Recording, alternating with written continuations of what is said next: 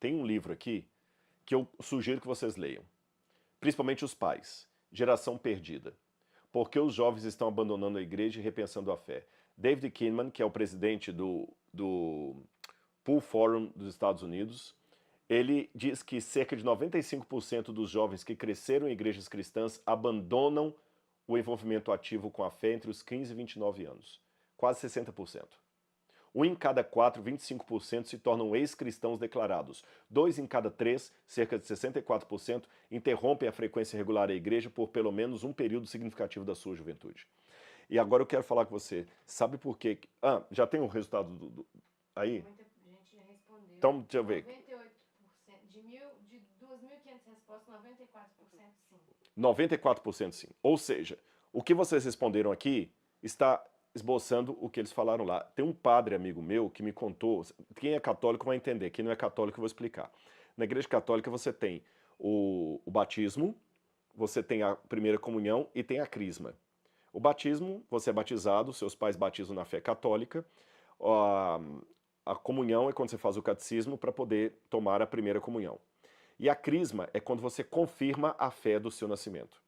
Esse padre falou comigo, ele falou assim, Rodrigo, de cada 100 crianças que eu batizo, uma eu crismo. Uma. 1%. Ele fala 1% é o número de crianças que a maioria dos párocos hoje crismam, que foram batizadas na igreja católica. No mundo evangélico também está assim. Eu mostrei para vocês dados aí. E isso tem coincidido nos Estados Unidos com dois fatores. Sabem qual? Perda de relacionamento com a Bíblia.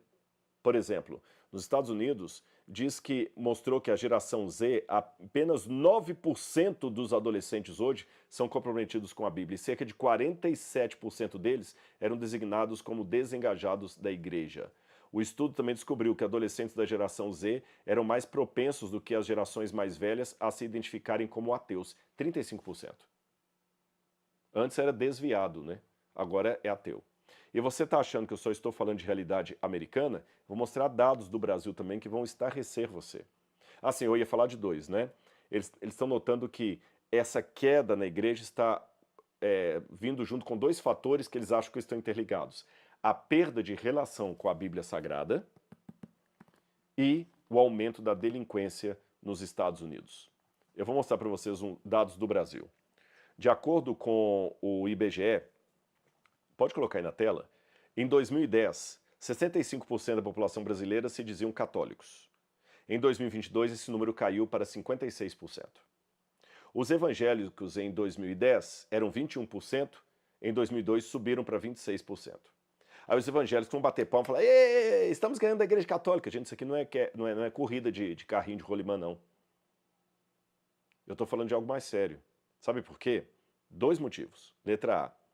Embora os evangélicos tiveram um acréscimo de 5,3% pontos percentuais, os sem religião aumentaram também de 7,9% para 9% da população brasileira que falou não tem religião nenhuma. E mais, antes que os evangélicos batam palma aí, olha o que está acontecendo também com os evangélicos. Prática da oração diária. 40% apenas tem prática de oração diária.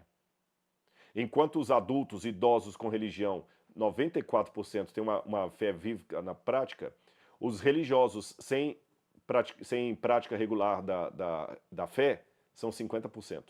E os evangélicos que frequentam semanalmente cultos, não show, não é show gospel não, estou falando culto, 45%. Então o que adianta ter subido e bater palma contra os católicos, sendo que desses evangélicos que subiram, apenas 40% seguem regularmente o culto da igreja. Quando eu falo culto mesmo. Não é assistir a banda, não é o louvorzão, não. É ir para a escola dominical.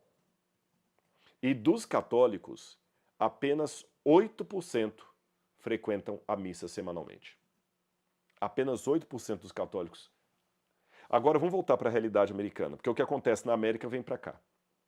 Eu quero mostrar a foto de um sujeito para vocês, Alex de Tocqueville. Alex de Tocqueville era um francês, jurista, que ele saiu da França depois da Revolução Francesa para estudar o segredo da democracia americana. Eu vou explicar a você o que aconteceu.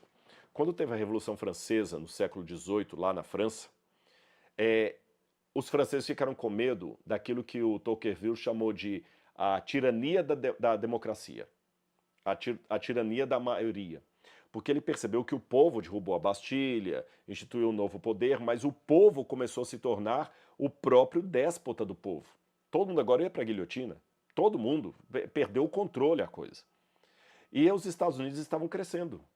Era uma colônia que deu certo. Os franceses admiraram isso, tanto é que eles mandaram a Estátua da Liberdade em Nova York para comemorar a independência americana, de 4 de julho de 1776. Então, Tocqueville foi à América para estudar qual o segredo da democracia americana que eles estão conseguindo que nós perdemos. E ele chegou a uma conclusão, visitando especialmente os presídios. O que fortalecia os americanos era a sua força moral baseada na Bíblia. E ele disse, América, vocês querem continuar sendo um país de valores, mantenham a Bíblia. Mantenham o lado bom de vocês. Se vocês perderem isso, vocês não serão mais bons. Quando os Estados Unidos começou a declinar do contato com a Bíblia, de ir à igreja e tudo mais, começou a delinquência. Você pensa que é só o Brasil que tem problemas? Realmente, nós temos problemas como o do Rio de Janeiro, mas nos Estados Unidos também a delinquência está terrível. Só para você ter uma noção, eu tenho várias fontes, mostram que 61 milhões de norte-americanos usaram drogas ilícitas em 2024. 46,6 milhões de norte-americanos têm transtornos psíquicos ou psicológicos por uso de substâncias. Mortes por overdose e opioide cresceram 270% nos Estados Unidos desde 2010. Fentanil aumentou 400% no consumo entre 2015 e 2023. O resultado, mais de 107 mil mortes anuais por overdose nos Estados Unidos. Você pensa que é só o Brasil que tem Cracolândia? Lá também tem, tá certo? Ou seja, o cyberbullying disparou de 2% para 31%, refletindo uma nova fronteira da delinquência digital. Bullying escolar subiu de 17% para 36%, evidenciando a deteriorização das dinâmicas sociais escolares. Vandalismo e depredação aumentaram consistentemente, indicando a perda de respeito pelas instituições públicas. Agressões físicas nas escolas americanas quase dobraram. Crimes violentos com prisão caíram levemente, uma possível consequência das mudanças nas leis e registros, mas não necessariamente mudança de comportamento. Volta para mim. Você está vendo? E eu quero mostrar mais um gráfico aqui para você ver que eu não estou inventando. Tudo isso, olha esse gráfico aí, está ligado à queda de frequência à igreja e de leitura da Bíblia. Olha aí, a ausência paterna aumentou nos Estados Unidos. Tá certo? A ausência paterna aumentou, casos de bullying escolar aumentou, delitos digitais aumentaram, uso de redes sociais aumentou, mas olha aqui, olha, frequência religiosa semanal caiu, e com ela também o uso da Bíblia Sagrada. Isso sem contar o número tremendo de pessoas que não querem mais relação social, inclusive entre os mais velhos. E um outro problema que tem acontecido também na América, eu vou mostrar uma matéria da CNN aí, olha, adolescentes presos por tentarem se juntar ao Estado Islâmico.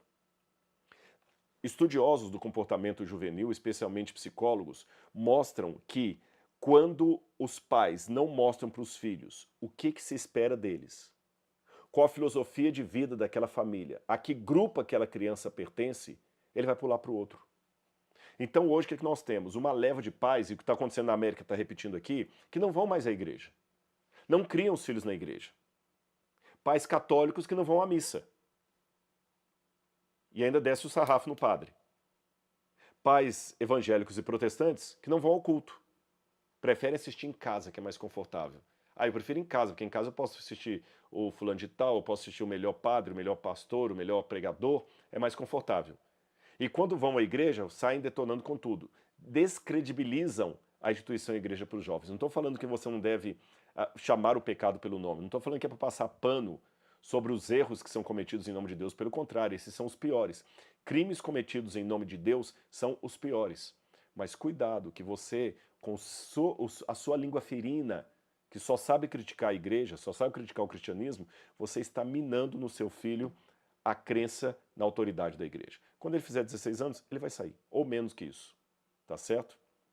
Agora, você quer acabar com o sofrimento no mundo? Olha essa matéria aí. Nós estamos agora respirando um caos no Rio de Janeiro. Você quer não ver mais isso? O que é que você tem que fazer?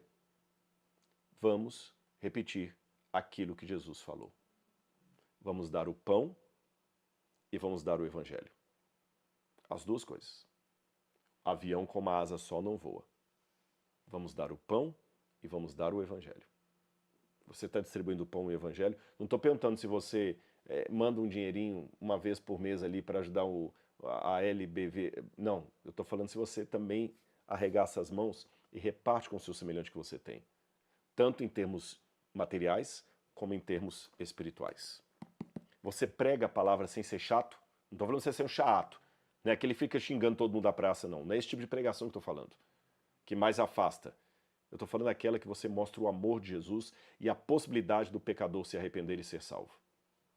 Você representa Jesus, você tem a mente de Jesus, você conhece profundamente os ensinos de Jesus para ter a mente dele? Eu vou dar uma receita para vocês aqui que é bíblica.